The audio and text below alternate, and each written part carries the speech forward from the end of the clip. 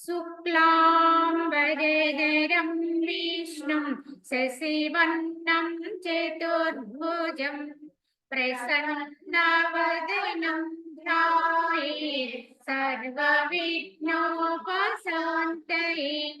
अखण्डमण्डलाकारं व्याप्तं येन चराचरं तत्पदं दर्शितं येन तस्मै श्री मुरली नमः। ॐ गुरुर्ब्रह्मा गुरुर्विष्णुः गुरुर्देवो महेश्वरः गुरु साक्षात् परं ब्रह्म तस्मै श्री गुरवे नमः। वन्दे परब्रह्मचिदात्मकं सद्वन्दे गुरुं शान्तमुमीशमीशं वन्दे शिवानन्द गुरुप्रवीरं वन्दे सदा ज्ञानपि वन्दनीयान् अनन्त सुखदातारामविग्रहं दयालुमति सन्तुष्टं वन्देऽहं मम सद्गुरुं रागादिरोगान् सततानुषक्ता न शेषकाय प्रभुतानशेषान् औसुख्य मोहारतिदान् जगाना यः पूर्ववैद्याय तस्मै यः पूर्ववैद्याय नमोऽस्तु तस्मै।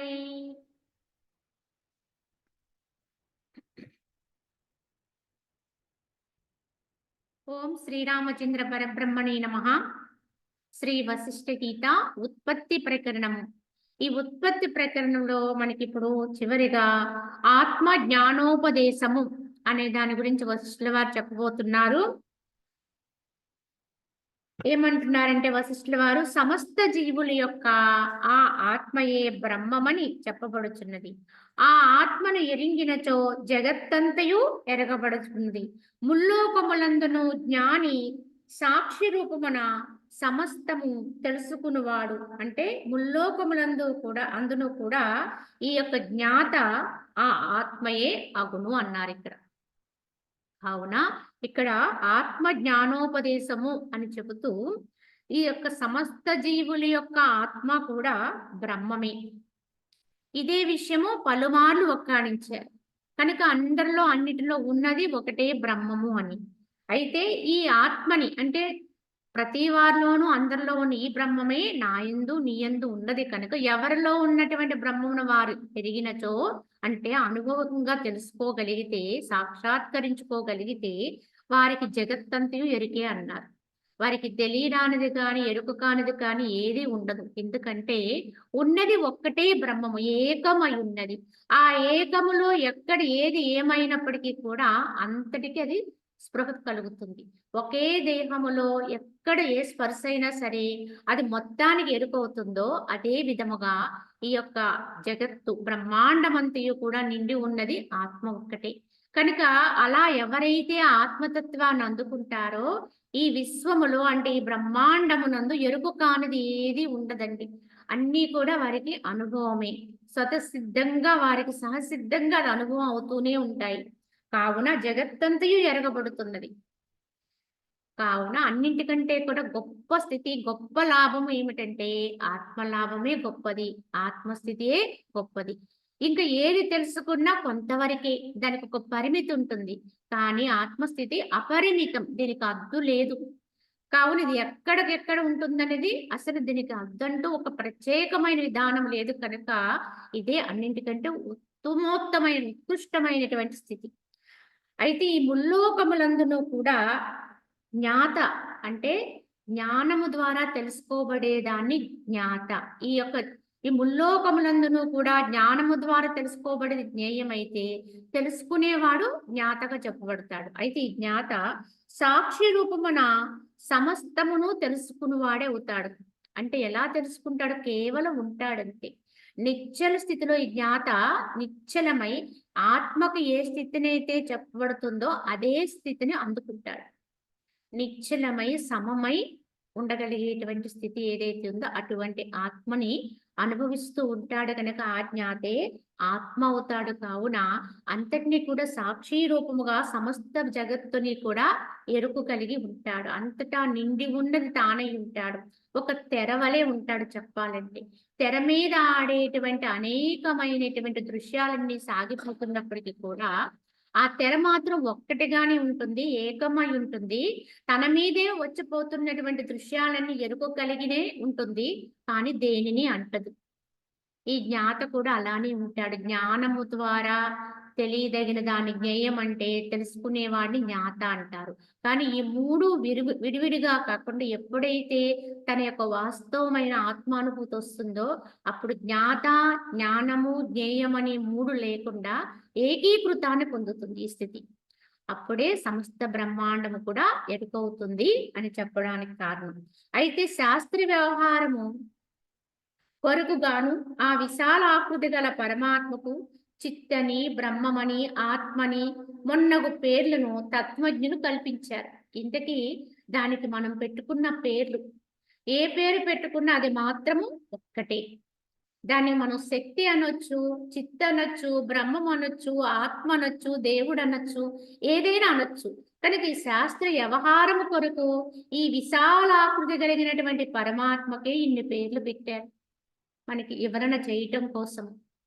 ఎప్పుడైనా దైవికముగా విషయములతో ఇంద్రియములకు సంబంధము కలిగినప్పుడు ఆ విషయాదులందరి మిథ్యాత్వ నిశ్చయముచే విజ్ఞునందు కలిగేటువంటి హర్ష శోక రహితముకు శుద్ధ అనుభవమే చిద్రూపమై నాశరహితమైనటువంటి ఆత్మస్థితి. అంతేకాని అజ్ఞానుల యొక్క అపవిత్రమగు సంసార అనుభవము ఆత్మ కాదు అని భావము. కనుక ఆత్మస్థితి అంటే ఏమిటి అంటే ఒక నిదర్శనం ఏమిటి అంటే ఎప్పుడైనా ఒకవేళ ఒక జ్ఞానంతో ఉన్నవాడైనప్పటికీ కూడా దైవికంగా విషయాలతోటి ఇంద్రియాలకు సంపర్కం వస్తుంది. అంటే ఆ యొక్క ఇంద్రియాలు ఏవైతే ఉన్నాయో అవి ఏదో ఒక దృశ్యాన్ని, అంటే కళ్ళు ఉన్నాయి, ఒక దృశ్యాన్ని చూస్తుంది, చెవులు ఉన్నాయి, ఏదైనా విషయాన్ని వినాలి కనుక ఉన్నాయి కనుక లోపలికి వెళ్తుంది. ఇలా ప్రతిదానితోటి కూడా ఒక అనుభవం ఉంది కనుక అది దైవికంగా జరగచ్చు.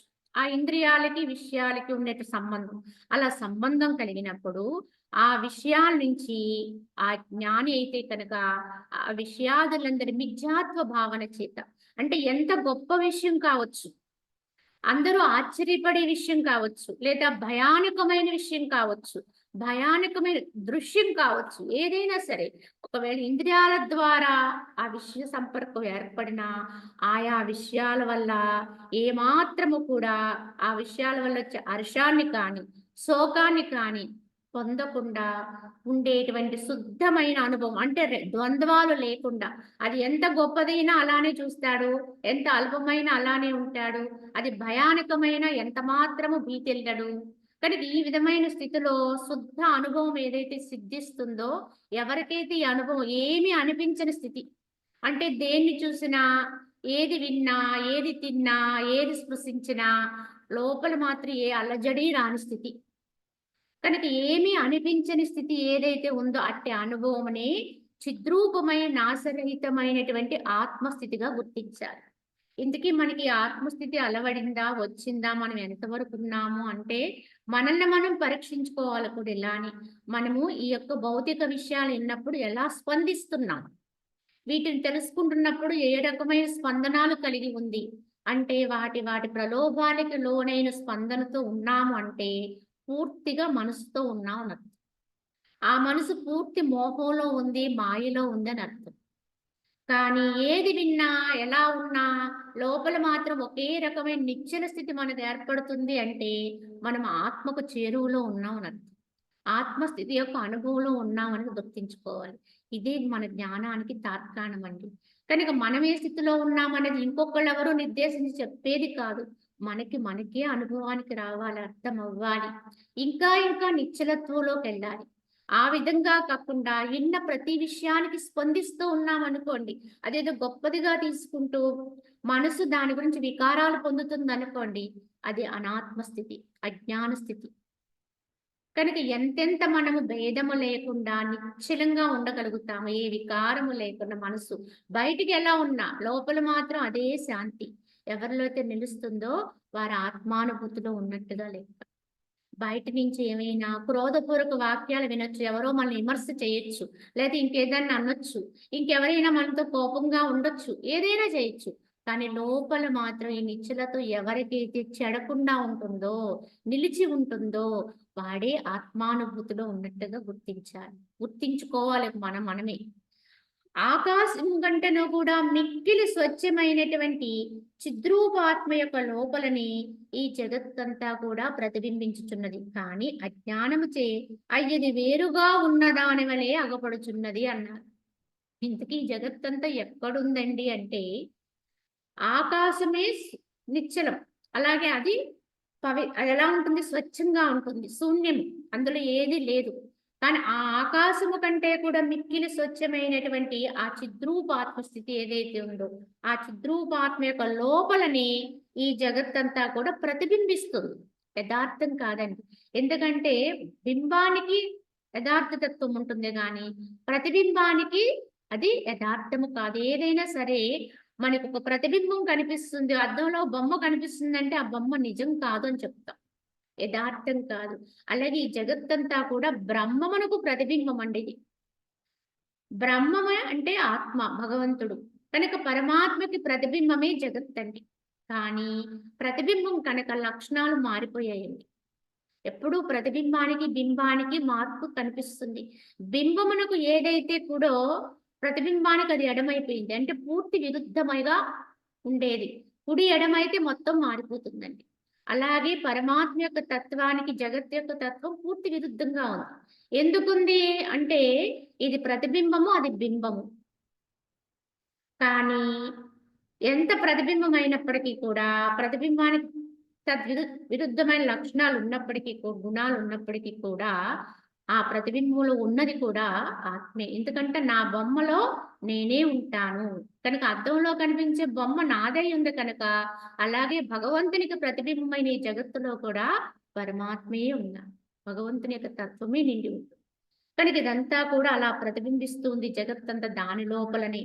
కానీ అజ్ఞానము చే ఇది వేరుగా ఉన్న దాని వలె కనపడుతుంది మనకి. కానీ ఆ అజ్ఞాన భావనతో ఉన్నంత వరకు కూడా ఇంతకీ ప్రతిబింబం అనేది ఎప్పుడు ఏర్పడుతుంది ఎవరికైనా అంటే ఒక అద్దం అనేది మన ముందు పెట్టుకుంటే మన ప్రతిబింబం కనపడుతుంది. అలాగే ఒక చంద్రుడు ఉన్నాడు, అక్కడ నీళ్ళు అనేవి ఉంటే దాంట్లో ప్రతిబింబిస్తాడు.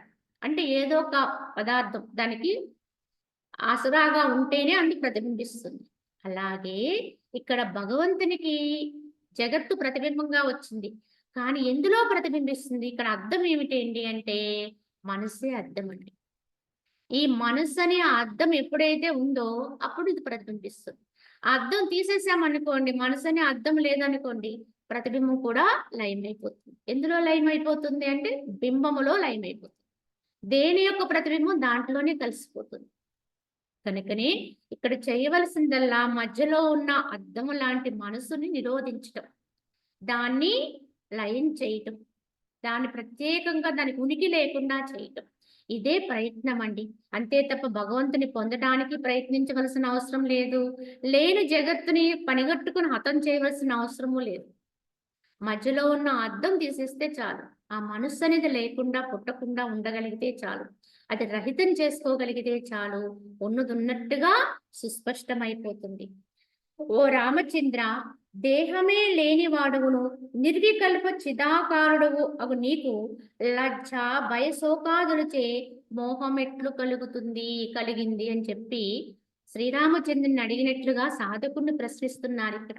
ఎందుకని? అసలు నీకు దేహమే లేదు. ఎందుకంటే దేహము నువ్వు కాదు, అది యథార్థము కాదు, అది నిజం కూడా కాదు. ఎందుకంటే ఈ జగత్తులో ఇది మాయ అనుకుంటే, ఇది లేనిది అనుకుంటే, ఆ లేని జగత్తులో మన దేహం కూడా ఒక భాగం అండి. కనుక ఇది కూడా లేనిదే, ఇది జడం. కనుక ఇది కూడా లేనిదే. ఈ జగత్తు ఉన్నంతసేపు ఈ బొమ్మకు ఒక ఆకృతి ఉంది, లేకపోతే లేదు. అది ఉందనుకున్నంతసేపు దీనికి విలువ ఉంటుంది, లేకపోతే లేదు.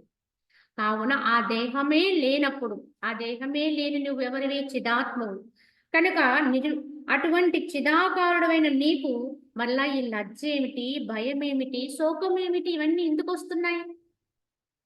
అది ఉంటే వస్తాయి. దేహం ఉంటే దీనికి కామం ఉంటుంది, క్రోధం ఉంటుంది, భయం ఉంటుంది, ద్వేషం ఉంటుంది, సిగ్గు ఉంటుంది, అన్నీ ఉంటాయి. అదే లేనప్పుడు ఇంక గుణాలు ఎక్కడ ఉంటాయి? కనుక అది నేను అనుకున్నప్పుడు ఇవన్నీ పుడతాయి. మనకొచ్చే లక్షణాలు అన్ని రకాలు కూడా ఈ యొక్క కామక్రోధాలన్నీ కూడా, ద్వేషభావాలు, అసూయ ఇత్యాది గుణాలన్నీ కూడా దేహభావనతో ఉంటే సంప్రాప్తమవుతాయి. అసలు దేహమే లేదనుకుంటే ఏ గుణాలు లేవండి, ఏ భావన లేవు. ఎవరికైతే ఈ తత్వం అలవడుతుందో, దేహ భావం నుంచి విడువడి ఆత్మభావానికి చేరువవుతూ ఉంటారో వారి క్రమేపీ ఈ దృశ్య భావాల పట్ల పటుత్వం తగ్గిపోతుంది. దాన్ని ఏ విధంగానూ పూర్తిగా తీసుకోరు. కావున వాటిని పట్టించుకోరండి. ఈ విధంగా లక్షణాలు పక్కకు వర్జిస్తూ ఉంటారు. కావున ఓ రాఘవ, దేహమే లేని దేహము వలన జనించే ఈ అసద్రూపములకు లజ్జా భయాది వికల్పములచే దుర్బుద్ధి ఒక మూర్ఖుని పగది ఏళ్ళ దుఃఖిస్తున్నావు. ఇంతకీ మన దుఃఖానికి కారణమేమిటి? సామాన్య మానవుడు కలిగేటువంటి అనేక రకాలైనటువంటి దుఃఖాలకి కారణం హేతు ఏమిటి అంటే ఈ దేహభావన. ఈ దేహభావన ఉండడం వల్లే ఇంతకీ దేహమే లేని నీవు దేహము వలన జనించేటువంటి ఇంతకీ లక్షణాలన్నీ దేని వల్ల వచ్చాయి? దేహం వల్ల వస్తాయి. కనుక దేహమే లేదనుకుంటే దేహము లేని వాడికి దేహం వల్ల వచ్చే బాధలేమి లేవండి. కానీ దేహము లేని నీకు దేహం వల్ల జనించే ఈ అసద్రూపములైనటువంటి ఈ లజ్జా భయాది వికల్పములచే దుర్బుద్ధిను మూర్ఖుని పగిదిగా ఎందుకు దుఃఖిస్తున్నావు? దేహభావాన్ని పట్టుకుని ఎందుకు విలపిస్తున్నావు? ఎందుకు దుఃఖిస్తున్నావు? వాటిని ఎందుకు తీసుకుంటున్నావు అని చెప్పి రామచంద్రుని అడుగుతూ, దేహము ఛేదింపబడిన అఖండ చిద్రూపమైనటువంటి ఆత్మ అజ్ఞాని యందును కూడా నశింపదు. అట్టిచో ఇక జ్ఞాని యందు వేరుగా చెప్పవలేనా అన్నారు. అంటే తెలిసిన వాడికి తెలియని వాడికి ఒకే న్యాయం అండి ఇక్కడ. ఎందుకంటే తెలిస్తే జ్ఞానం కలుగుతుంది, జ్ఞాని అవుతాడు, ఆత్మస్వరూపుడు అవుతాడని చెప్తాం. ఎరుక లేకపోతే, తెలియకపోతే వాడు మూర్ఖుడుగా ఉంటాడు, అజ్ఞానిగా ఉంటాడని చెబుతాం. కానీ మూర్ఖుడుగా ఉన్నా, జ్ఞానిగా ఉన్నా దేహ పతనానంతరము ఇద్దరిలో ఉన్న ఆత్మ కూడా సత్యమేనండి. జ్ఞానిలో ఉన్న ఆత్మ ఎరుకు కలిగి ఉంటాడు కనుక అది ఆత్మస్వరూపంగానే ఆత్మతో లయత్వాన్ని పొందుతుంది. కానీ అజ్ఞానిలో ఉండే ఆత్మ వాడికి తెలియలేదు కదా అని వాడి దేహంతో పాటు ఆత్మ చనిపోతుందా అంటే చనిపోదండి. అజ్ఞానిలో అయినా, మూర్ఖుల్లో అయినా, పామరుల్లో అయినా, ఎవరిలో ఉన్న ఆత్మ అయినా వాడు తెలుసుకోకపోయినా ఆత్మ సత్యమండి. కనుక వాడు నశించిన అంటే దేహము నశించిపోయిన వాడి దేహము గతించిన తర్వాత కూడా అజ్ఞానిలో ఉండే ఆత్మ కూడా నశించదండి. దానికి కూడా అదే స్థితి, ఎవరిలో ఉన్న ఆత్మైనా అదే. కాకపోతే జ్ఞానిలో ఉన్నటువంటి ఆత్మ తను ఎరుకు కలిగి ఉంటుంది కనుక పరమాత్మతో లయత్వాన్ని పొందుతుంది. అజ్ఞానిలో ఉండేటువంటి ఆత్మకి ఎరుకు ఉండదు కనుక సత్యాన్ని గుర్తించే స్థితిలో లేకుండా మోహం అనేటువంటి ఆచ్ఛాదనతో ఉంటుంది కనుక జీవుడుగా ఉంటాడు. ఈ జీవుడుగానే జన్మ పరంపరలు పొందుతాడు. అంతే తప్ప ఏ ప్రాణిలో ఉండేటువంటి ఆత్మైనా గతించదని, నాశనత్వానంటూ పొందదండి. అల్పమైన, అధికమైన, ఎవ్వరిలో ఉన్న ఆత్మైన, ఏ ప్రాణిలో ఉండే ఆత్మ కూడా నశించదు. కనుక నశించేది దేహము మాత్రమే. దేహం ఉండినను నశించినను జ్ఞాని యొక్క గాని అజ్ఞాని యొక్క గాని ఆత్మ ముల్లోకములందును యథాప్రకారముగా అచంచలముగా ఉండును. దేహ నాశనముచే అది నశింపనేరదు. కావున దేహము ఉన్నా లేదా నశించినా వాడు జ్ఞాని అయినా అజ్ఞాని అయినా ఎవరైనప్పటికీ కూడా ఆత్మ మాత్రం సత్యం అండి. ఇది మాత్రం తిరుగులేని సత్యం. తిరుగులేని న్యాయం. ఎవ్వరిలో ఉన్న ఆత్మ అయినా సరే పరమసత్యం, అది నశించదు. దీనివల్ల యథార్థంగా తెలుసుకుంటే అసలు మృత్యు భీతిని జయించొచ్చు. నేను చనిపోతాను అనేటువంటి భయము చేత భయపడుతుంటాం అందరం. కానీ దేహం నేను ఆత్మని అనేటువంటి భావానికి వెళ్ళగలిగితే నాశనము లేని స్థితిని పొందగలుగుతామండి. ఇదే అమృతత్వం అండి చెప్పాలంటే. కనుక ఇదే చిరంజీవత్వం. యథార్థంగా దీన్ని గ్రహించి తెలుసుకుని అనుభవిస్తే వాడు చిరంజీవి అవుతాడు. తెలుసుకోకపోతే వాడు అజ్ఞానిగా ఉండిపోతాడు గనక వాడు ఎప్పుడు గతిస్తానో, ఎలా చనిపోతానో, లేదా ఏ ప్రమాదం వచ్చి పడుతుందని నిరంతరము భయపడుతూ జీవిస్తాడు. కనుక ఇది ఉన్నంత కాలం ఉంటుంది, దీని యొక్క పని ఇది చేస్తుంది అని తన్ను తాను ఎవడైతే స్మృతిలో ఉంచుకుంటాడో, గుర్తు పెట్టుకుంటాడో, ఆత్మస్థితిలో ఉంటాడో వాడికి దీని యొక్క బాగోగులు కానీ, అంటే దీన్ని ఇలానే ఉంచాలని కానీ, దీన్ని సంరక్షించుకోవాలని, దీన్ని ఏదో నశించకుండా ఉంచుకోవాలని కానీ ఏమాత్రం తపన ఉండదండి. దాన్ని వాడుకుంటాడు, దాన్ని ఎంతవరకు పని చేయించాలో అంతవరకు చేయించుకుంటాడు, తన స్థితిలో తాను ఉంటాడు. అంత మాత్రం చేతనే వాడు ఆత్మజ్ఞానిగా ఉండగలుగుతాడు. కావున దేహ నాశనము చేత అది ఎట్టి పరిస్థితుల్లోనూ నశించదు. ఓ రామచంద్ర, ఈ విచిత్రములకు సుఖదుఖములు వేనిని నీవు గాంచుచున్నావో అవన్నీ కూడా ఉపాధికే, అంటే ఈ దేహానికి, మనసుకి, చిత్తానికి, దానికి కూడా సంబంధం ఉంది కనుకనే. కాని ఇంద్రియములచే అగ్రాహ్యమగు చిదాత్మకు కావు. కావున నువ్వు ఏవేవైతే సుఖ దుఃఖాలుగా భావించి పరుగులు పెడుతున్నావో, ఇది సుఖమని దాన్ని వెంట పడుతున్నావు, ఇది దుఃఖమని ఎంచి దాని నుంచి దూరం కావాలని ప్రయత్నం చేస్తున్నావు, ఆ దుఃఖాన్ని దూరంగా నెట్టాలనేటువంటి భావనతో ఉంటున్నావు, ఇవన్నీ కూడా ఎవరికండి అంటే ఉపాధికి, మనసుకి, చిత్తానికి. ఆ రెండింటికి సంబంధించిన విషయమే తప్ప ఆత్మకు సంబంధించిన స్థితి కాదది. కావున మనకు వచ్చేటువంటి సుఖ దుఃఖాలు కానివ్వండి, ఇత్యాది ఏ రకాలైన అనుభవాలైనప్పటికీ కూడా అది మంచైనా చెడ్డైనా, లాభమైనా నష్టమైనా, ఏదైనా సరే ఆత్మకైతే కాదండి. మరి ఎవరికి? దేహానికి, మనసుకి. మనసు తలిస్తే అది నువ్వు సుఖంగా ఎంచితే అది దేహం సుఖంగా తీసుకుంటుంది. మనసు భావిస్తే ఏదైనా సరే దాన్ని నువ్వు ఎలా గ్రహిస్తావో ఆ రకమైన స్వీకరణ జరుగుతూ ఉంటుంది. అంటే మనస్సు దేహము కలిపి వర్తించే విధానములోనే ఇవన్నీ ద్వంద్వాలకి తాగుంది. ఏ వచ్చినా రెండింటిగా తీసుకుంటూ, ఒకదానికి బాధపడుతూ, ఒకదానికి సంతోషపడుతూ, హర్షం కలిగితే ఉప్పొంగిపోతూ, దుఃఖం కలిగితే కృంగిపోతూ ఇలా జీవనాన్ని సాగిస్తూ ఉంటాడు.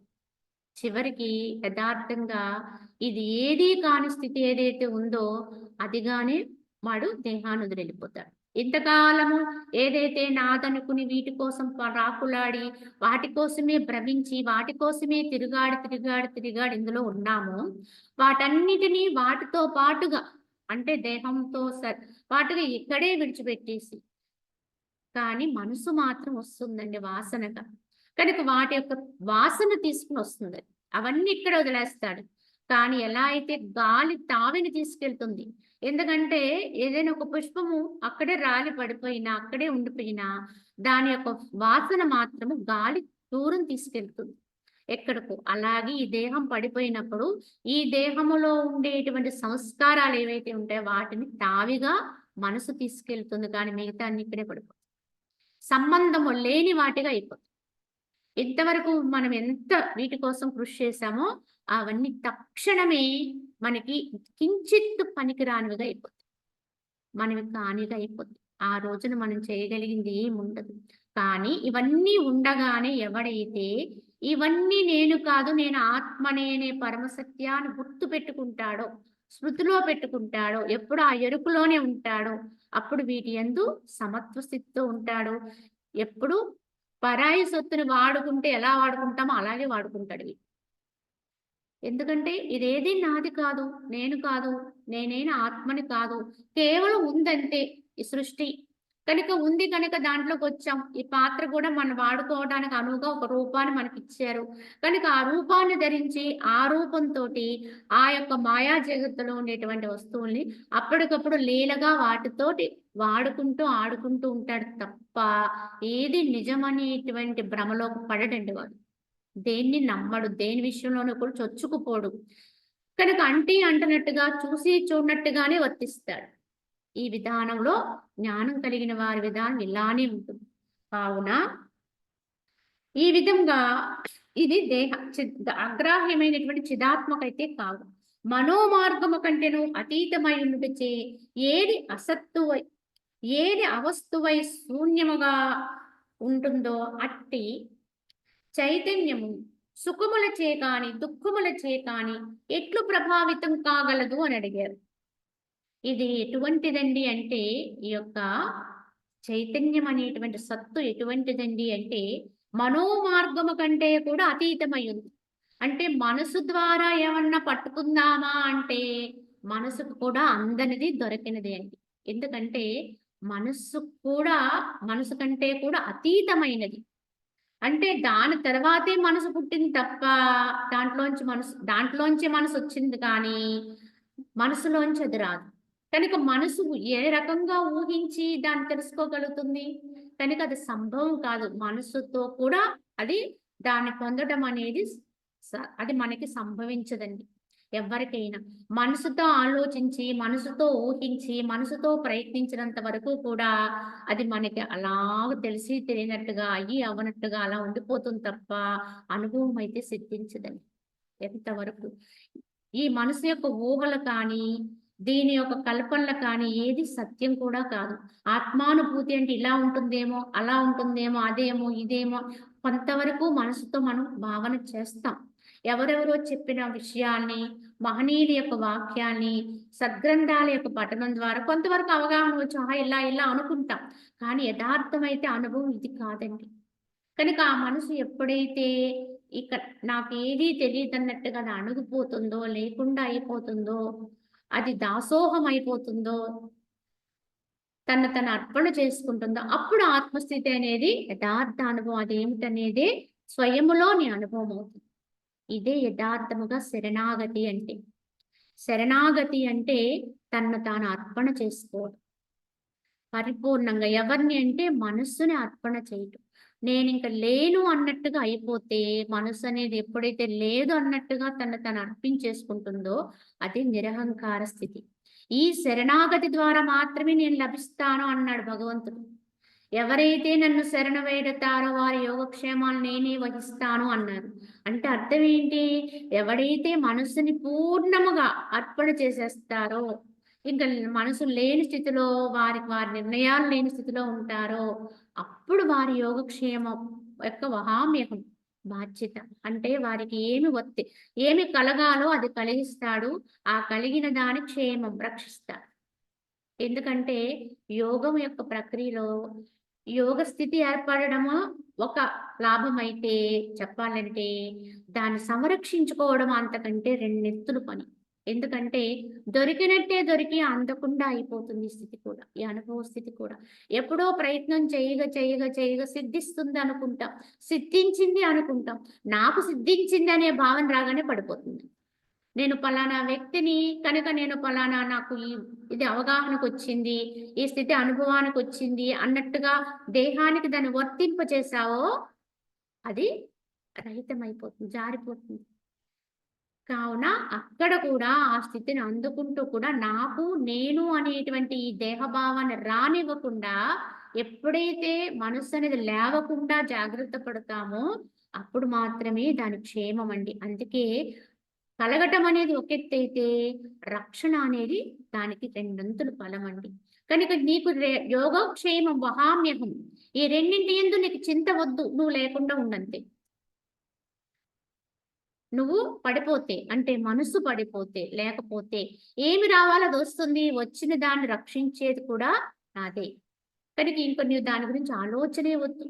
నాకు కలిగింది నేను ఎలా పట్టుకోవాలి, దీన్ని ఎలా నిలుపుకోవాలి అని మళ్ళీ దేహభావనతో నువ్వు ఆలోచన చేస్తే తప్పకుండా పడిపోతావు.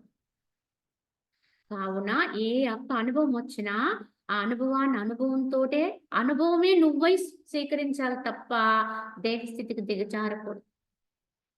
దిగజారి దానికి దీన్ని ప్రాప్తింపు చేశామంటే అది అలా వెలిగి మెరుపు మెరిసినట్లు మెరిసి అంతర్ధానం అయిపోతుంది.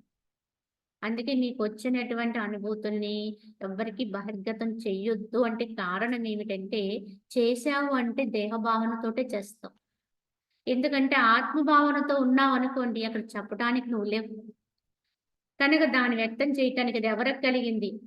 కనుక నాకు నాకు అనేటువంటి స్థితి అక్కడ లేదు కనుక దాన్ని బహిర్గతం చేయొద్దన్నారు. చేశామంటే తప్పకుండా దేహభావనతోటే చేస్తాం. నేను పలానా వ్యక్తిని కానీ నాకు ఈ అనుభవం వచ్చింది, నాకు ఈ మహిమ వచ్చింది, నాకు ఈ వెలుగు వచ్చింది, నాకు ఈ దృశ్యం కనిపించింది. ఇలా చెప్తాం. అప్పుడు నీకు కనిపించింది గనక నువ్వే రక్షించుకో అంటాడు భగవంతుడు. కానీ ఇలా ఎవ్వరైతే గుంభనంగా వచ్చిన స్థితిని వచ్చినట్టుగా ఇముడ్చుకోగలుగుతారో, అనుభవించగలుగుతారో, అనుభవంతో ఉంటారో, ఇది అనుభవించే వాడికి అర్థమవుతుంది. వారి యొక్క క్షేమం కూడా పరమాత్మదే అంటే అదే రక్షిస్తుందండి. ఈ విధంగా మనసుని పరిపూర్ణంగా అర్పణ చేసే స్థితే పరిపూర్ణ శరణాగతి. మనకి ఈ ద్వైతములో, అద్వైతములో అన్నింటిలోనూ వాడే విశిష్టమైన పదం ఈ శరణాగతి. కానీ శరణాగతికి పరిపూర్ణ అర్థాన్ని గ్రహించాలి. బయట చేసే శరణాగతులు చాలా స్వల్పమండి, అల్పమండి. మాట వరుసకి పద్దాక రామార్పణం, కృష్ణార్పణం అనే పదాన్ని వాడినంత మాత్రాన అక్కడ మనసు అర్పణ లేకపోతే అసలు ఏ పదాన్ని వాడిన వాళ్ళకంటే ఉత్తమమే. కానీ దీంట్లోంచి ఇంకా సూక్ష్మంలోకి వెళ్ళాలి. ఇంకా సూక్ష్మంలోకి వెళ్ళాలి. కనుక మాటకి అలాగే మనసుకి అతీతమైన సూక్ష్మత్వంలోకి వెళ్ళి పూర్ణంగా మనసును అర్పించేటువంటి స్థితి, మనసు లేని స్థాయిలోకి వెళ్ళిందే యథార్థముగా భగవంతుని యొక్క అనుభవ స్థితి. ఇది మనకి రామాయణ గాథ. ఇంతకు ముందు కూడా చెప్పుకున్నాం. ఇక సీత యొక్క అగ్ని ప్రవేశము అవ్వబట్టి సీత రాముణ్ణి చేరింది. కానీ ఆ రోజు సీత నేను అగ్ని ప్రవేశం చెయ్యను అనేటువంటి, నేను లేకపోతే ఇంక రాముణ్ణి ఏం పొందుతాననే ప్రశ్న వేసుంటే, నేనే గతించిన తర్వాత ఇంక నాకు వచ్చే లాభం ఏముంది అన్నట్టుగా ప్రశ్నిస్తే ఆమె రాముణ్ణి చేరేది కాదు. కనుక నిస్సందేహంగా ఆమె మారు మాట్లాడకుండా అగ్ని ప్రవేశం చేసింది. ఈ సీతే మన మనస్సండి, జీవత్వ స్థితి. కనుక అలా అగ్ని ప్రవేశం చేస్తే ఏమైంది? సీత రాముణ్ణి చేరింది, రాముల్లో లయత్వాన్ని పొందింది. ఇదే పరమాత్మతో జీవాత్మ యొక్క అనుసంధానం. కావున ఈ విధంగా మనసు అనేది పూర్తిగా గతించినప్పుడే, అర్థమైనప్పుడే భగవంతుని యొక్క అనుభూతి అనేది గ్రహించాలి. జీవుడు ప్రతిబింబితుడే కావున ఉపాధి కంటే వేరుగా వానికి సత్తయే ఉండజాలదు. కావున ఆత్మజీవుడు కానేరదు. జీవుడే కానప్పుడు ఇక దేహం ఎట్లగును? కావున దేహమనే పంజరము నశించిన నీకు ఏమి హాని? నీవు జీవుడు కానప్పుడు ఇక ఏల దుఃఖమును పొందుచున్నావు అని ప్రశ్నించారు. ఇంకా వశిష్ఠుల వారు ఏమడుగుతున్నారంటే, జీవుడు అనేవాడు ఎవడు అనే ప్రశ్న వస్తే, జీవుడు ప్రతిబింబితుడు అంటే ప్రతిబింబముతో ఉండేవాడెవడు అంటే ఒక బొమ్మ. అద్దం ఉంది, నేనున్నాను కనుక ఈ యొక్క వాస్తవంగా మన స్వరూపం ఏదైతే ఉందో దాన్ని బింబము అంటారు. మన బింబానికి అద్దంలో కనిపించే ప్రతిరూపాన్ని ప్రతిబింబము అంటారు. అయితే జీవుడు ఎటువంటి వాడంటే ప్రతిబింబితుడు అన్నారు. ఎందుకంటే చెప్పుకున్నాం, భగవంతుడికి ప్రతిబింబమే జీవుడండి. కనుక జీవుడు భగవంతుడికి ప్రతిబింబములాగా మనస్సులో ప్రతిబింబించాడు. కావున జీవుడు ప్రతిబింబితుడే కావున ఉపాధి కంటే వేరుగా వానికి సత్తే ఉండజాలు. కావున ఆ ప్రతిబింబించినటువంటి బొమ్మకి సత్తా ఎక్కడుంటుందండి? ఎప్పుడైనా బొమ్మ నిజమా అని అడిగితే ప్రతిబింబము నిజమా అంటే కాదండి, అది యథార్థం కాదు, కేవలం అద్దంలో కనిపించే బొమ్మ అండి అని చెప్తాం. మరి జీవుడు కూడా అలాగే ప్రతిబింబించాడండి ఈ మనసులో. భగవంతునికే ప్రతిబింబంగా వచ్చాడు కుడి ఎడమగా. కనుక లక్షణాలు విరుద్ధంగా ఉండొచ్చు, కానీ అతనికి సత్తాయే లేదు. కానీ ఈ సత్తా లేనటువంటి జీవుడు ఏం చేస్తున్నాడంటే, ఇక్కడే మనకి ఈ మాయా ప్రవేశం జరుగుతుందండి. ఆ జీవుడు ప్రతిబింబితుడుగానే ఉండిపోతే దానికి సత్తా రాదండి, అసలు సత్తా లేదు. కానీ దానికి ఒక ఆవరణ అంటే దేహము అనేటువంటి ఒక పంజరం ఉందండి, ఒక జడం. ఈ జడం అనే ఒక ఆకృతిని వెళ్ళి పట్టుకుంటుందండి. ఈ ప్రతిబింబం వెళ్ళి ఈ జడమైనటువంటి ఈ దేహం అనేటువంటి ఆకృతిని ఆవాసం చేసుకుని పట్టుకుని అది నటన చేస్తూ ఉంటుంది. ఆడుకుంటూ ఉంటుంది. కనుక వర్తిస్తూ ఉంటుంది. ఎప్పుడైతే ఈ ప్రతిబింబ తత్వంతో ఉన్న జీవుడొచ్చి దేహాన్ని పట్టుకున్నాడు, జడాన్ని పట్టుకున్నాడో కథ మొదలైపోయిందండి. అదే మాయ. అదే సంసారం చెప్పాలంటే. సంసారం అంటే ఇంకెక్కడో ఏదో లేదండి. ఈ ప్రతిబింబితుడుగా ఉన్నటువంటి జీవుడు నేను ప్రతిబింబితుడిని మాత్రమే అనేది తెలుసుకోకుండా, నాకేదో సత్తా ఉంది అన్నట్టుగా ఆ జడాన్ని పట్టుకొని దాంతో ఆడుకునేటువంటి విధానం ఏదైతే ఉందో, దాంతో వర్తించే విధానం ఏదైతే ఉందో, అదే మనకి ఈ మాయా సంసారం అవుతుంది. కావున ఈ విధంగా సత్తయే ఉండజాలదు. కావున బింబభూతమైన ఆత్మ జీవుడు కానేరదు. అంటే బింబం అంటే అసలైనటువంటి తత్వం ఏదో దాని బింబము. ఈ బింబము ఎప్పటికీ కూడా ఆత్మ జీవుడు కానేరడు. జీవుడనేవాడు ఎప్పుడు కూడా సత్యం కాదు. జీవత్వం అనేది ఒక అవస్థ తప్ప, ప్రతిబింబ లక్షణంతో ఉన్నంత వరకు ఆ అవస్థ తప్ప ఎప్పటికీ బింబం బింబమే. ఎందుకంటే మనం ఉన్నాము, మనకు ఒక అద్దం ముందు మనం నిలబడ్డాము, మన బొమ్మ కనిపించింది. కనిపించింది కదా అని చెప్పేసి మనం బొమ్మ అయిపోతామండి ఎప్పుడైనా? బొమ్మ ఉన్నప్పుడు కూడా మనం ఉంటాం. మనం ఎప్పుడూ కూడా ఆ బొమ్మ అవ్వలేం. సత్యము సత్యమే. అలాగే మన యొక్క బొమ్మ అద్దంలో కనిపించినప్పుడు కూడా మనం ఎలా ఉంటామో, అలాగే భగవంతుని యొక్క ప్రతిబింబం జీవుడుగా మనసులో ప్రతిబింబించినప్పుడు కూడా ఆత్మ ఉంటుందండి. భగవంతుడు సత్యం. బింబం పోదండి. అందుకే దేవుడుంటాడు, జీవుడుంటాడు లోపలని చెప్పడానికి కారణం. దేవుడు, జీవుడు ఇద్దరుంటారు. కానీ ఇద్దరూ ఒకటే. కానీ 2 ఉంటాయని చెప్తున్నారు. జీవ బ్రహ్మైక్యత అని చెప్తున్నారు. ఈ జీవుణ్ణి, దేవుణ్ణి ఏకం చెయ్యాలి. అదే సాధన అంటున్నారు. అంటే ఈ దేవుణ్ణి, జీవుణ్ణి ఏకం చేయడానికి పెట్టేటువంటి సాధన ఏదైతే ఉందో, ఈ సాధన అంతా కూడా ఈ జీవత్వాన్ని లేకుండా చేయడం కోసమే ప్రయత్నం ఇదంతా. అంతేకాని అప్పుడు దేవుడు జీవుడైపోతాడు అని కాదండి. అంటే అర్థం ఏంటి? అక్కడ మనసు అనేది ఒక అద్దములా పనిచేస్తుంది కనుక అక్కడ జీవుడు అనేవాడు ఇంకొకడు పుట్టాడు, వచ్చాడు, ప్రతిబింబం వచ్చింది. ఇప్పుడు మనం చేయవలసిందల్లా ఆ ప్రతిబింబం లేకుండా చేసేయాలి. ప్రతిబింబాన్ని బింబంతో కలపాలి. ప్రతిబింబం ఉంటే ఆ ప్రతిబింబం నేనే అని బయటికి గొప్పలు చెప్పుకుంటుంది. అదే అది కిందన చాటుకుంటుంది. కానీ మూలములో దానికి ఆధారం ఎవరు? అసలు దాది పుట్టడానికి కారణం ఎవరు? నేను లేకుండా నా బొమ్మ పుడుతుందండి అద్దంలో. నేను అసలు అక్కడ నిలబడలేదండి. నిలబడకుండా నా బొమ్మ అద్దంలో ఎలా కనపడుతుంది? అలాగే అద్దం అనేది లేకపోతే బొమ్మ ఎలాగ రాదో, అదే విధముగా భగవంతుడనేవాడు ఉన్నాడు కాబట్టి భగవంతుడికి ప్రతిబింబమైనటువంటి జీవుడొచ్చాడు. అసలు భగవంతుడే లేడనుకోండి, జీవుడు ఎక్కడి నుంచి వస్తాడు? అలాగే మధ్యలో అర్థమే లేదనుకోండి, అప్పుడు కూడా జీవుడు బొమ్మ పడే అవకాశం లేదు. కావున ఈ జీవుడనేవాడు యథార్థముగా ఎప్పటికీ కూడా జీవుడు అంటే ప్రతిబింబమే తప్ప యథార్థం కాదు. కావున జీవుడుగా ఉన్నప్పుడు కూడా ఆత్మ జీవుడు కాదన్నారు. అందుకే ఆత్మ ఆత్మగా, బింబం బింబంగానే ఉంటుంది. కనుక మాయని, ఈ మోహాన్ని పడేదంతా కూడా ఆ బొమ్మ లాంటి జీవత్వ స్థితే తప్ప అన్యం కాదండి. ఇక్కడ చేయవలసిందల్లా ఆ బొమ్మ పడేటువంటి విధానం లేకుండా చేసుకోవడమే. ఆ జీవత్వం లేకుండా ఉండడం కోసమే ప్రయత్నము. కనుక దానికి మధ్యలో ఉన్న అద్దాన్ని తీసేయండి. అప్పుడు జీవుడు దేవుడిలో కలిసిపోతాడని చెప్తున్నారు. ఈ విధంగా మనం చేయగలిగితే జీవుడే కానప్పుడు ఇక దేహం ఎట్లగును అన్నారు ఇక్కడ. కనుక ఆత్మ ఎప్పటికీ జీవుడు కాదు. ఆత్మ ఆత్మే. జీవుడు అనేవాడు వచ్చినా రాకపోయినా, జీవుడు అందులో ఉన్నా, జీవత్వం వచ్చినా ఆత్మ ఆత్మగానే ఉంటుందన్నారు. కనుక జీవుడే లేడు, అది నిజం కాదనుకున్నప్పుడు ఇక వాడికి దేహం ఏంటి ఆత్మకి? కావున దేహం అనే పంజరము నశించిన ఆత్మైన నీకు ఏమి హాని? కనుక నిన్ను నీవు ఆత్మగా తెలుసుకుంటే ఈ దేహం పడిపోయినా, గతించినా, నశించినా, చనిపోయినా నీకేమీ నష్టము లేదు. నీవు జీవుడువు కానప్పుడు ఇక ఏల దుఃఖమును పొందుచున్నావు. కనుక నేను ఆత్మని ఇక్కడ మనం గ్రహించుకోవాల్సిందల్లా, ఎవరమైతే నేను ఆత్మని అని ఒకే ఒక్క స్థితిని పట్టుకుంటామో ఈ కథలన్నీ సమసిపోతాయి. తెలివైన వాళ్ళ లక్షణం అదే. దీన్ని నశింపజేద్దాం, దాన్ని వదిలించుకుందాం, ఈ మనసును తీసేద్దాం, అక్కడికి వెళదాం, ఈ గుణాలు లేకుండా చేసుకుందాం, లేకపోతే అక్కడేదో శుచి అవుదాం అని ఎన్ని చేసే ప్రయత్నాలన్నీ కూడా మనం ద్వైతములో చేసే ప్రయత్నాలు లాంటివి.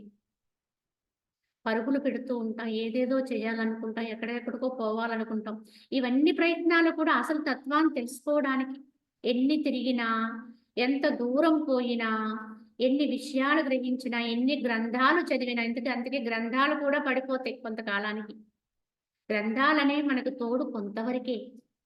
ఆ తర్వాత వాటిని పట్టుకుని ఉండిపోకూడదు.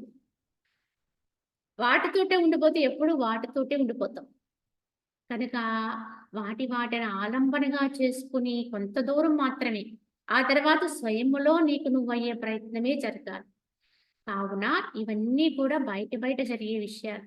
కావున ఎవరైతే విజ్ఞుడైనటువంటి వాడు ఇవన్నీ వదిలేసి తన స్వస్థానంలో తాను నిలబడగలిగితే చాలు. తన స్థితి ఏదో తాను గ్రహించుకుని, తన ఆత్మయే అని తెలుసుకొని నేను ఆత్మని అని అదే ఏకైక నిర్ణయం చేసుకొని నేను భగవంతుణ్ణి అని ఏకైక నిర్ణయం చేసుకొని దాని స్థాయిలో, దాని స్థితిలో తను తాను నిలబెట్టుకోగలిగితే మిగతా అన్నీ అవే సరిపోతాయి. ఒక తరగతి గదిలో విద్యార్థులందరూ ఉంటారండి. చాలా అల్లరి చేసేస్తుంటారు. అప్పుడు అక్కడ ఒక క్రమశిక్షణ కలిగినటు ఉపాధ్యాయుడు ఉన్నారనుకోండి. వాళ్ళు వచ్చి ఏమి మాట్లాడరండి. కేవలం తమ స్థానంలో కూర్చుంటారు. ఆ మాస్టరొచ్చి తమ స్థానం ఏదైతే ఉందో అక్కడ కూర్చుంటారంతే. కూర్చోగానే ఎవ్వరిని ఏమని చెప్పకపోయినా తరగతి గదిలో ఉన్న పిల్లలందరూ కూడా క్రమశిక్షణతోటి ఎవరి స్థానాల్లో వాళ్ళు నిలబడుతున్నారు. ఎందువల్ల అంటే అక్కడ ఆ యొక్క ఉపాధ్యాయుడి యొక్క స్థానానికి ఉన్న గౌరవం ఉండేది. ఆ స్థితికి ఉండేటువంటి గొప్పతనం అది. అలాగే ఏ సాధకుడైతే తెలుసుకుని తనని తాను ఆత్మస్థానంలో నిలబెట్టుకోగలుగుతాడో, నిలబడతాడో అప్పుడు బయట ఉన్న అవస్థలన్నీ వాటంతట అవే సరిపెట్టుకుంటాయి. ఎక్కడ ఏది ఎలా నిర్మూలన అవ్వాలో, ఎక్కడ ఎప్పుడు ఏది పోవాలో, ఏది రావాలో అవన్నీ చక్కబడిపోతాయి. వాడు ఏమి చెప్పక్కర్లేదు, చేయక్కర్లేదు. అక్కడల్లా చేయవలసింది తానుగా అంటే తానుగా ఉండడం అంటే మనసు లేని స్థితిలో ఉంటాడు. వాడికి ఇక ఆర్డర్ చేసే పరిస్థితి కూడా లేదు. స్వయంగా అలా నిలబడతాడు. నిశ్చింతగా ఉంటాడు. కనుక బయట, లోపల ఎందుకంటే మనకు 2 ప్రపంచాలు ఉన్నాయండి. భౌతిక ప్రపంచం ఉంది, సూక్ష్మ ప్రపంచం ఉంది లోపల. ఈ మనో ప్రపంచం. ఈ 2 కూడా చక్కబడిపోతాయి. ఎలా చక్కబడాలో వాటంతట అవే సరైపోతూ ఉంటాయి. ఇది యథార్థం అండి. ఆత్మస్థితి యొక్క గొప్పతనం ఇది. నువ్వేం పని కట్టుకుని దాన్ని సవరణ చేసి దాన్ని కూడబడి దాన్ని తోమి దాన్ని వదిలించి నిన్నే చేయవలసిన పని లేదు. ఇది గొప్ప శక్తి స్థానం. ఇదే శక్తి పీఠం చెప్పాలంటే.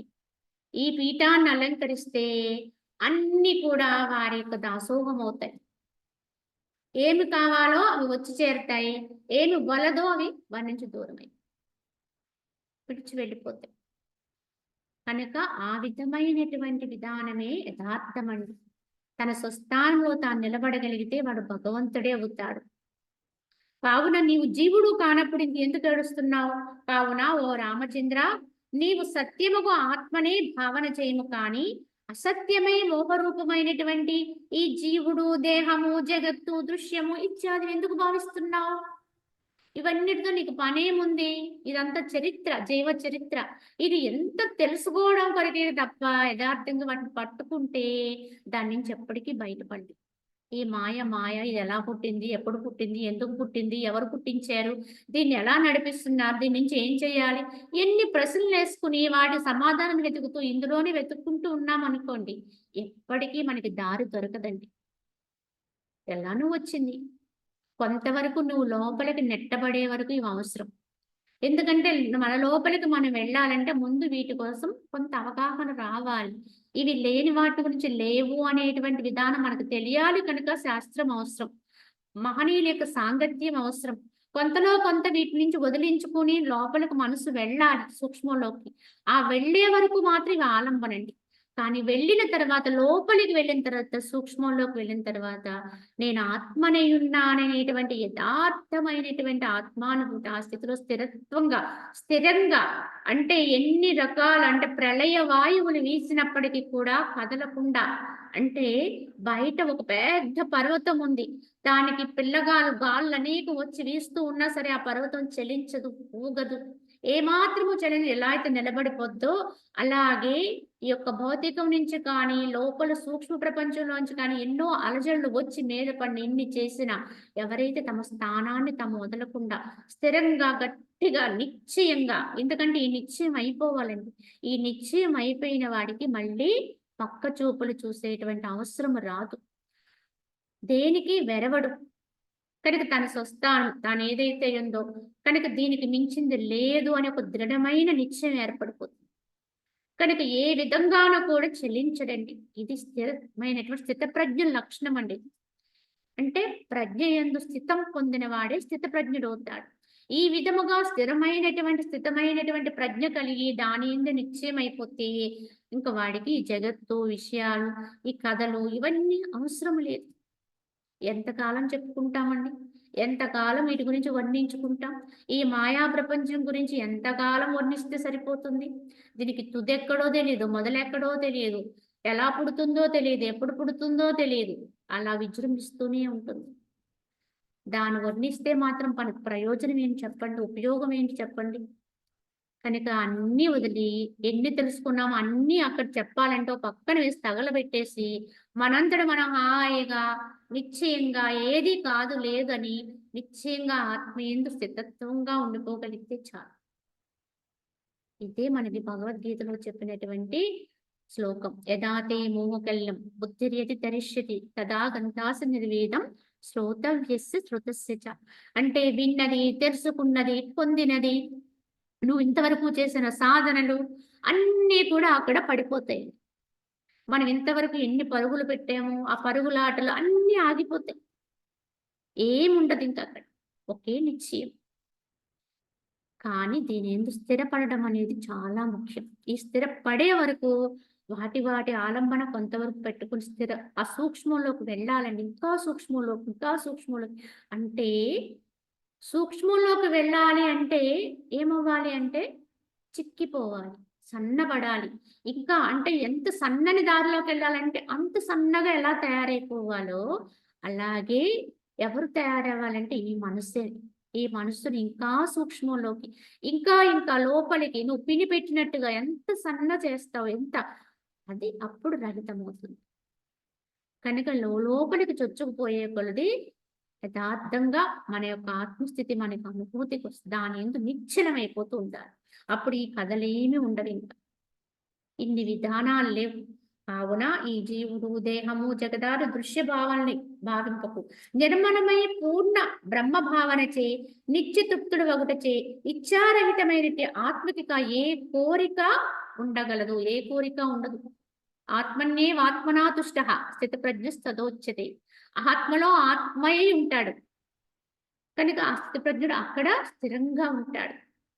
కనుక సర్వకామనలు కూడా అక్కడ పడిపోతాయి. ఆ కామన ఈ కామన అనేం లేదు. అన్ని కామలు ప్రజహాతి యథా కామాన్ అంటే సర్వకామనలు కూడా అక్కడ పడిపోతాయి వాటంతటవే. కనుక సాక్షీభూతమై సర్వత్ర సమమై నిర్మలమై వికల్పరహితమైనటి చిదాత్మయందు దాని ఇచ్చలేకయే బ్రహ్మాండములన్నీ అద్దమందువలే ప్రతిబింబిస్తున్నవి. కావున ఇటువంటి చిదాత్మయందు కేవలం ఉండేటువంటి చిదాత్మయందు సర్వత్రా సమమై నిర్మలమై ఏ వికల్పము లేనటువంటి చిదాత్మయందు దానిలో ఏ కోరిక ఏ ఇచ్ఛ ఏ భావన లేకుండానే ఈ బ్రహ్మాండాలన్నీ కూడా అద్దమందువలే ఇవన్నీ ప్రతిబింబిస్తున్నాయి. దాంట్లోనే ఉన్నట్టుగా అనిపిస్తున్నాయి తప్ప యథార్థంగా ఇవేవి లేవు, ప్రతిబింబాలు మాత్రమే. సూర్యుని యొక్క సన్నిధి మాత్రము చే జగత్క్రియలు ఎట్లయితే జరుగుతున్నవో అట్లే చైతన్యం యొక్క సత్తా మాత్రము చే ఈ జగత్తు కూడా సిద్ధించుచున్నది. ఎలా అయితే ఆ సూర్యోదయం అవగానే సూర్యుడు వచ్చి అక్కడ ఉంటే సూర్యోదయం అవ్వగానే దాని వెలుగులో ఎవరికి విధానంలో వాళ్ళు క్రియలు చేసుకుంటుంటారు. ఆ క్రియలతో సూర్యునికి ఏమైనా సంబంధం ఉందా అంటే ఆయనకి ఏం సంబంధం లేదు. మంచి చేసుకునేవాడు మంచి చేస్తాడు, చెడ్డ చేసుకునేవాడు చెడ్డ చేస్తాడు. రకరకాల క్రియల కోసం ఆ వెలుగును ఉపయోగించుకుంటారు. ఎవరెవరు ఎలా ఉపయోగించుకున్నా ఎలా అయితే ఆ సూర్యునికి భేదము లేదో తాను మాత్రం ప్రకాశిస్తూ తన పని తాను చేసుకుంటూ వెళ్ళిపోతాడో అదే విధముగా చైతన్యం యొక్క సత్తా మాత్రము చేత ఈ జగత్తు కూడా సిద్ధిస్తూ ఉంటుంది. అదే విధంగా భగవంతుని యొక్క పరమాత్మ యొక్క చైతన్యం కూడా జగత్తులో అంతటా కూడా స్థితిని పొంది ఉంది. కనుక అదే చైతన్యం, అదే శక్తి. ఆ శక్తి ఎప్పుడు విడుదలవుతూ ఉంటుంది. అన్నిటిలోకి ఎప్పుడు అది శక్తి ప్రవాహం చేస్తూనే ఉంటది. ఆ శక్తిని ఎవరు ఎలా ఉపయోగించుకున్నా, ఎలా తెలుసుకున్నా అది దానికేమి తారతమ్యం లేదు. కనుక అది దాని యొక్క పని అది చేసుకుంటూ వెళ్ళిపోతుంది. కానీ ఆ శక్తిని ఎవరైతే శక్తిగా తెలుసుకుని, ఆ శక్తియే నేనని తెలుసుకుంటాడో వాడు బ్రహ్మమవుతాడండి. ఆ శక్తికి అన్యంగా ఉండి నేనది, నేనిది అనుకుని, దాన్ని ఉపయోగించుకుని, దాంతో పనులు చేయించుకుని, దానివల్ల లాభాన్ని పొంది, అదేదో తన లాభంగా చెప్పుకుంటాడో వాడు అహంకారి అవుతాడు. కావున ఈ విధంగా మన భావాన్నే శుద్ధి చేసుకోవాలి. తెలియనప్పుడు తెలియని భావనతో ఉన్నాం. తెలిసినప్పుడు తెలిసిన భావన సిద్ధింప చేసుకోవాలి. యథార్థంగా ఆ భావాన్ని ఎంత శుద్ధి చేసుకుంటే అంత ముక్తిలోకెళతాం. కనుక భావశుద్ధియే మోక్షము అన్నారు అందుకే. ఓ రామచంద్ర, ఈ ప్రకారముగు బోధ చేయి. ఈ జగత్తు యొక్క మూర్త దృశ్యాకారము నివృత్తము కాగా ఇది చిదాకాశ రూపముగానే మీ చిత్తమందు వెలియుచుండును. కావున ఓ రామ, ఈ ప్రకారముగా యథార్థమైనటువంటి ఈ బోధ చేత ఈ జగత్తు యొక్క మూర్త దృశ్యాకారము నివృత్తమైపోతుంది. అంటే ఇది కనిపించినటువంటి అనేక ఆకృతులతో కూడినటువంటి దృశ్యం ఇదంతా కూడా. రూపాలు అనేక రూపాలతో వర్తిస్తూ ఉంటుంది. ఆ రూపము, ఈ రూపము ఇలా రకరకాలు మానవ రూపాలే కాకుండా ఇతరత్ర జంతుజాలాలు, క్రిమికీటకాదులు, పక్షి జాతులు ఇలా ఎన్నో రూపాలతో ఉంది. ఈ అన్ని రూపాల దృశ్యాకారం అంతా కూడా నివృత్తమైపోతుంది. ఎప్పుడు ఈ బోధ ఎప్పుడైతే ఇంకా సూక్ష్మంలోకి ఎవరికైతే వెళ్ళి స్థిరపడిపోతుందో, సూక్ష్మంలోకి వెళతారో వారికి ఈ ఉపాధులు వాటి భేదాలన్నీ నివృత్తము కాగా ఈయది చిదాకాశ రూపముగానే మీ చిత్తమందు వెలియుచును. అప్పుడు ఇవన్నిటినీ చూడడం విడిచిపెట్టి అన్నింటిలో ఏకమై ఉన్నటువంటి ఒకే ఆత్మను దర్శించగలిగే స్థితి ఏర్పడుతుంది. ఈ బోధ ఎంత సునిశ్చితమైతే అంత మనకి ఆ యొక్క ఆధారంగా ఉన్న దాన్ని గుర్తించగలిగే స్థాయి వస్తుంది. ఒక తెల్లని కాగితం మీద కొన్ని అక్షరాలు రాసి పెట్టామండి. రాసిపెట్టి నీకేమి కనిపిస్తుంది అని అడిగితే ఒక్కొక్కరు ఒక్కొక్క రకమైన సమాధానాలు చెప్తారు. కానీ చాలా వరకు ఏం చెప్తారు అంటే, నాకు పలానా అక్షరాలు కనిపిస్తున్నాయి. దాని అర్థం ఇది. ఆ అక్షరాల యొక్క పంక్తులు ఇవి. అర్థం ఇది. ఆ అక్షరాలు గుండ్రంగా ఉన్నాయి. లేకపోతే సరిగా లేవు.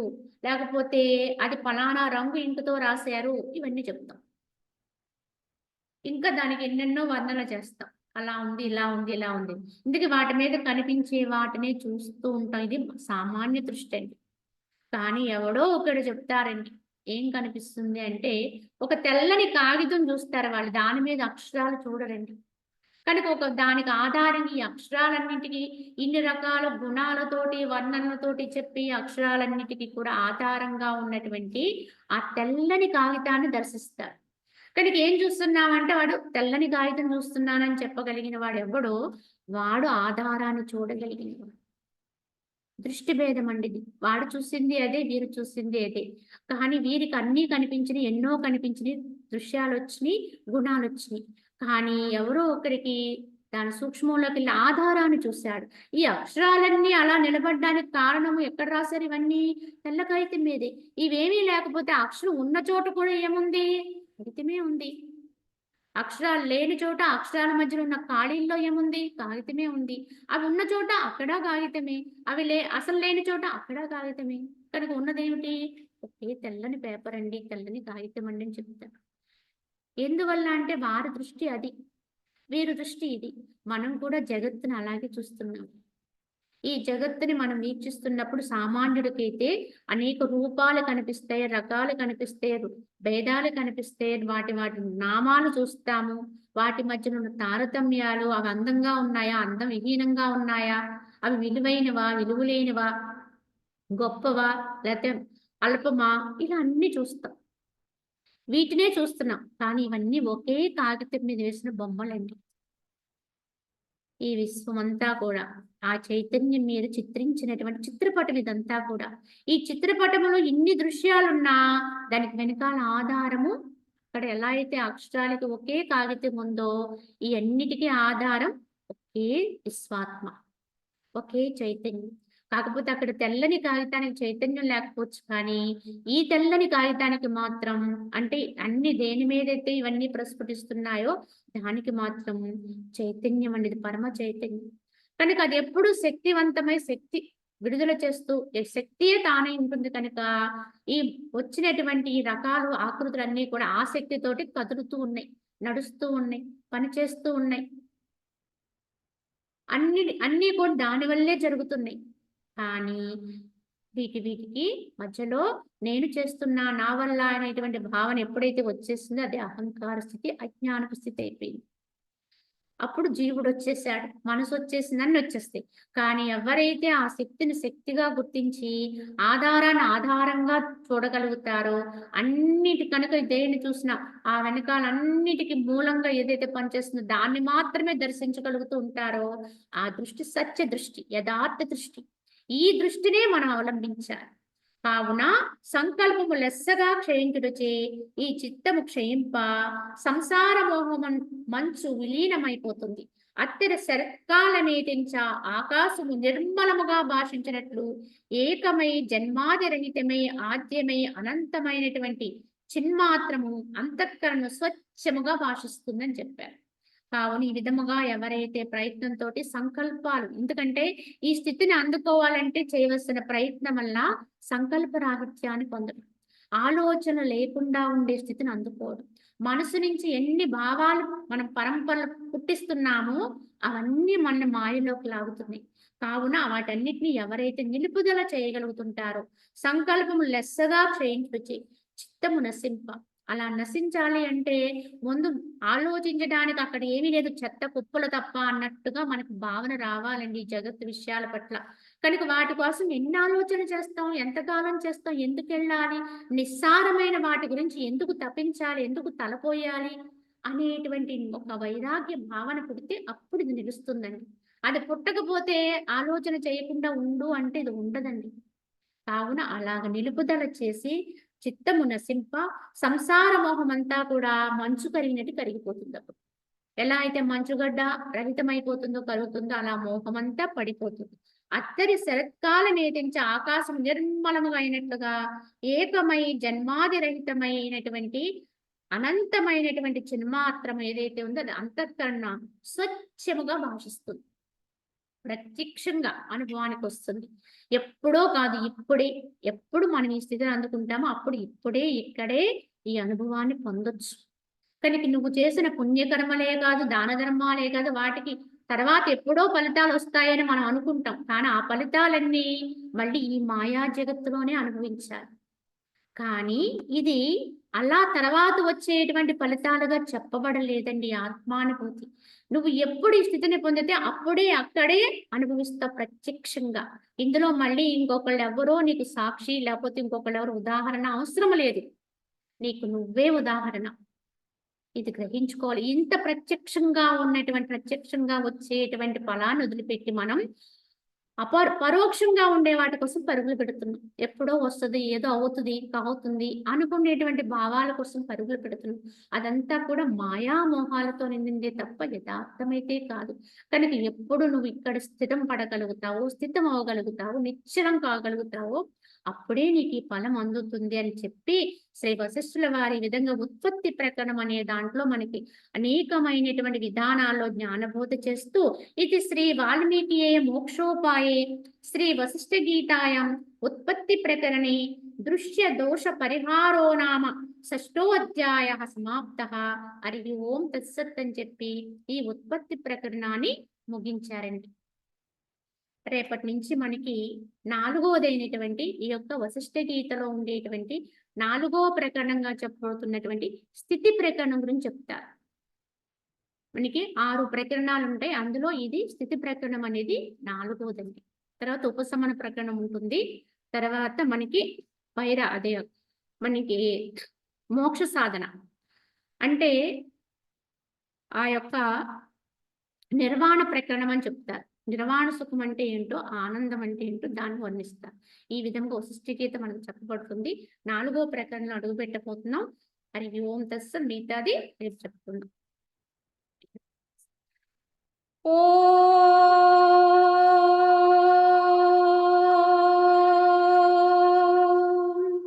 అసతో మా సద్గమయ తమసో మా జ్యోతిర్గమయ మృత్యోర్మా అమృతం గమయ ఓం